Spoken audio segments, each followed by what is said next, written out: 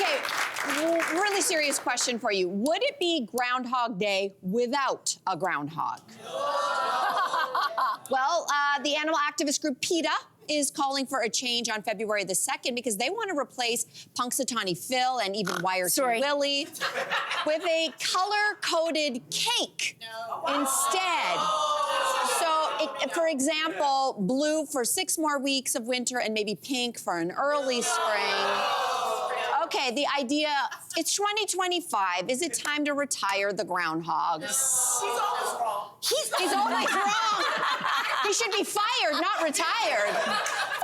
Hey, I'm a woman of a certain age. I'm 50, and I have gotten through life so far without knowing practically anything about Groundhog Day or the Groundhog Phil or Will or all of the groundhogs. Punxsutawney, man. And I still think that Groundhog Day is a better idea than this wedding reveal cake. That sounds silly. I agree. I'll tell you why.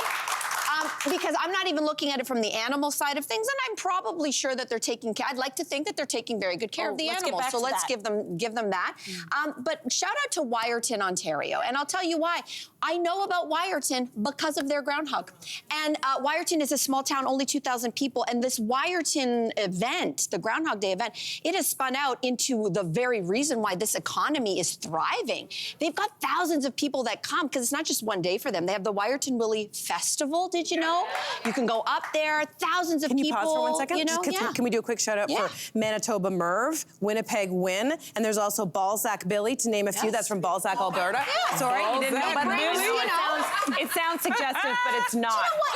It's like PETA's trying to do a right thing. They're trying to, protect animals. But, like, I don't think there's a pandemic of groundhogs being harmed. But they live in controlled environments. Do you know that groundhog in the nature, in the wild, they live 2 to 3 years.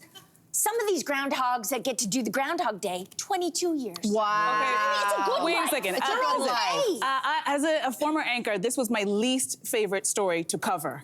And I understand why PETA's getting involved, because there have been times where I've seen some of those rodents being pulled out by a foot out of that hole because it doesn't want to come out. Like, it's not always, you can see they don't want to be there. And I'm just going to say this. If there was any other ethnic group that got together at the wee hours in the morning, dressed up in top and tails to get a rodent out of its hole to determine what the weather was going to be like, we would call it witchcraft. But here in North America, we celebrate it and we talk about how proud we are. So I'm just going to leave that right there. Enjoy your Punxsutawney or whoever.